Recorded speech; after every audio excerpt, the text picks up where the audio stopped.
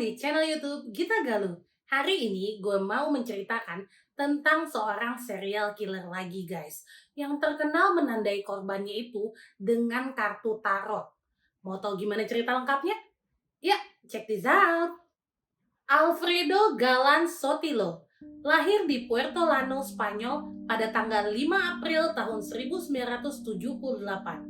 Alfred memiliki 4 saudara kandung dan waktu Alfred berusia 10 tahun, dia harus kehilangan ibunya yang sangat mendukungnya. Setelah kematian dari ibunya, ayahnya Alfred ini jadi cukup sibuk guys, bekerja untuk memenuhi kebutuhan kelima anaknya. Jadi Alfred ini jadi kurang kasih sayang loh guys. Dia sebenarnya adalah anak yang cukup pintar guys. Terbukti Alfred sempat menjadi ketua kelas di sekolahnya. Tapi ternyata pintar aja nggak cukup kan ya guys. Alfred mulai minum sejak masih remaja. Alfred merasa bahwa alkohol memberinya rasa percaya diri dan dia menyukai fakta bahwa alkohol itu membantunya menghilangkan kesedihan dan kecanggungan sosialnya. Alfred merupakan anak yang tertutup, nggak punya teman, nggak pernah punya masalah di sekolah. Jadi Alfred ini dikenal sebagai anak yang biasa-biasa aja guys. Pada September tahun 1998, Alfred bergabung dengan tentara militer Angkatan Darat Spanyol dan menjadi kopral pertama di penerjun payung Alcalá de Henares yang sempat berpartisipasi dalam 2 misi kemanusiaan di Bosnia. Saat itu, Alfred senang sekali pergi ke Bosnia. Di sana, tugas utama mereka adalah melindungi para pengungsi. Dia juga membantu orang-orang yang menderita dalam Perang Balkan. Namun, pada awal tahun 2003, Alfred kembali dikirim pulang ke Spanyol selama terjadinya bencana tenggelamnya kapal minyak Prestige di Galicia pada November tahun 2002. Alfred dan timnya ditugaskan untuk membersihkan tumpahan minyak. Alfred menghabiskan 3 minggu di pantai Galicia untuk membersihkan polusi serta bekas-bekas tumpahan minyak. Dia bekerja sama dengan para relawan sipil pada saat itu. Tapi kayaknya Alfred ini kurang suka untuk melakukan pekerjaan lingkungan di Galicia ini guys. Padahal menurut kita pekerjaan ini udah enak banget kan ya. Tapi Alfred merasa pekerjaan membersihkan pantai ini nggak keren dan hanya membuang waktunya saja. Setelah pekerjaan sipilnya selesai, Alfred mulai berubah guys kelakuannya. Dia ini bisa menghabiskan sebagian waktunya duduk di sofa sambil nonton TV seharian. Bahkan kadang kayak bisa gitu bengong seharian. Awalnya keluarganya ini menganggap biasa aja ya guys, karena kan dia habis pulang dari zona perang. Jadi wajar kalau Alfred harus beradaptasi kembali. Tapi lama-lama adiknya Alfred yang bernama Maria merasa Alfred ini aneh guys. Karena Alfred jadi menolak untuk berbicara, dia bahkan menghindari kontak dengan keluarganya sendiri. Alfred hanya diam menonton video kekerasan, menonton film dokumenter di TV, dan mengajak anjingnya jalan-jalan. Tapi dia tidak berbicara dengan siapapun termasuk keluarganya. Alfred juga ketahuan melakukan pencurian mobil milik seorang wanita tua. Kejadian ini yang membuat Alfred mulai bermasalah dengan atasannya dan yang mengakibatkan Alfred dikirim ke rumah sakit Gomez Ulloa di Madrid. Dokter mengatakan bahwa Alfred menderita neurosis dan kecemasan tingkat tinggi sehingga dokter memberikan resep obat untuknya. Tapi Alfred ini bandel guys. Alfred diberitahu untuk tidak menyentuh alkohol selama masih dalam perawatan, tapi dia mengabaikan nasihat dokter dan terus minum secara berlebihan. Alfred akhirnya keluar dari pekerjaannya di militer, bukan karena penyakitnya ya guys, tapi lebih ke konflik antara Alfred dan bosnya. Dan dia mulai kembali bekerja sebagai security di Bandara Barajas di Madrid. Sepertinya pelatihan militer yang didapat oleh Alfred sewaktu dia jadi tentara digunakan oleh Alfred untuk melakukan kejahatan guys. Semua korbannya ditembak dari jarak dekat. Dia selalu menembak korbannya di daerah kepala, tengkuk, atau punggung. Kejahatan Alfred dimulai setelah Alfred kembali dari Bosnia pada tanggal 24 Januari tahun 2003. Alfred menembak kepala seorang pria pemilik bar Rojas yang bernama Juan Francisco Ledesma yang berusia 50 tahun. Alfred membuat Juan Francisco berlutut dan langsung menembaknya dari belakang di depan putranya yang baru saja berusia 2 tahun.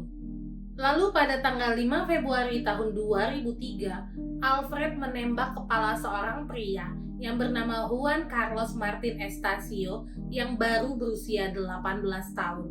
Juan adalah seorang cleaning service yang sedang menunggu sebuah bus di halte bus di dekat Barajas.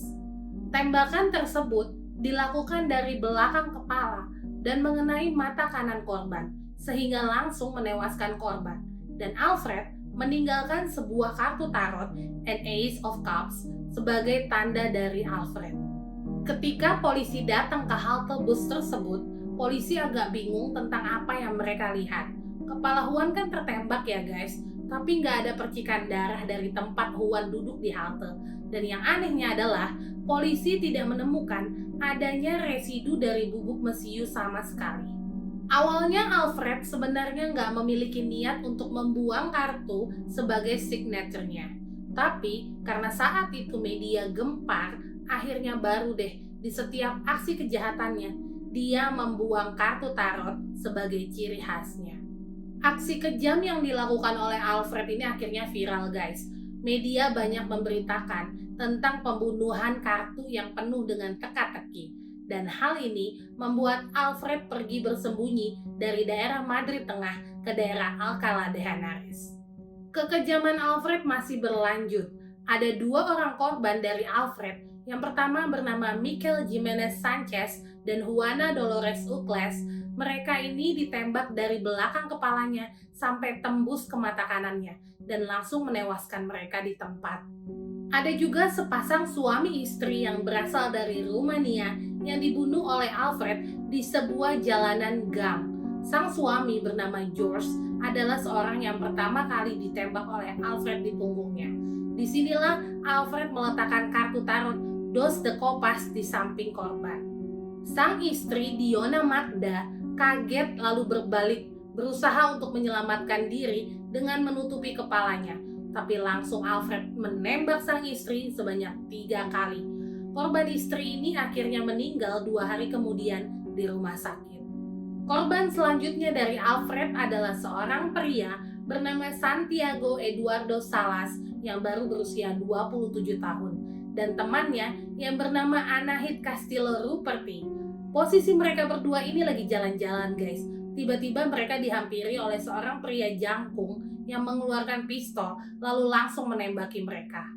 Dan syukurnya korban Santiago ini selamat guys, karena kali ini Alfred menembak di wajah. Peluru masuk melalui pipi kanannya dan keluar melalui bagian belakang lehernya. Korban langsung jatuh ke tanah dan mengeluarkan banyak sekali darah. Ketika Alfred mau menembak temannya korban, tiba-tiba pistol yang digunakan oleh Alfred ini macet guys, yang membuat akhirnya Anahit, teman dari Santiago, bisa melarikan diri. Alfred ini memilih untuk membunuh orang itu random banget guys, nggak ada alasan atau kualifikasi yang jelas. Kalau kata media pada saat itu, Alfred seolah-olah sedang bermain kartu, jadi kartu apa yang keluar, ya korbannya harus sesuai. Dan senjata yang digunakan oleh Alfred adalah jenis Tokarev, pistol lama yang sering digunakan oleh orang-orang dari Eropa Timur ya guys. Alfred membeli pistol ini dari Bosnia seharga 400 euro dan Alfred menyeludupkan pistol tersebut ke Spanyol dengan menyembunyikannya di dalam sebuah TV sehingga tidak terdeteksi guys. Setelah semua kelakuan Alfred yang random dan kejam, kayaknya Alfred ini mulai lelah ya guys untuk membunuh atau merasa tujuannya itu sudah tercapai. Sehingga pada tanggal 3 Juli tahun 2003, Alfred menyerahkan diri guys pada sore hari ke kantor polisi Puertolano, kampung halamannya. Sambil mabuk, Alfred mengakui bahwa dia adalah pembunuh kartu yang saat itu sedang banyak dibicarakan. Dan yang lucu, ketika Alfred ini sadar, dia langsung menarik semua kata-katanya dong guys. Persidangan Alfred berjalan cukup alot guys, karena setiap sidang digelar, pernyataan dari Alfred selalu berubah terus. Kadang dia mengakui telah melakukan pembunuhan, kadang juga dia menyangkal. Kadang Alfred mengatakan bahwa alasan dia melakukan hal tersebut karena Alfred diancam oleh seorang yang akan membunuh adik perempuannya jika dia tidak mengaku. Atau Alfred mengatakan bahwa senjata miliknya yang dia beli di Bosnia sudah dia jual, jadi bukan dia yang melakukan pembunuhan, melainkan orang lain. Alfred, sang pembunuh kartu, dijatuhi hukuman penjara sebanyak 142 tahun 3 bulan oleh Pengadilan Provinsi Madrid atas tuduhan pembunuhan terhadap 6 orang dan percobaan pembunuhan terhadap 3 orang. Demikian guys cerita kita untuk hari ini. Semoga kalian suka ya. Terima kasih banyak buat kalian semua yang udah nonton video ini dari awal sampai akhir.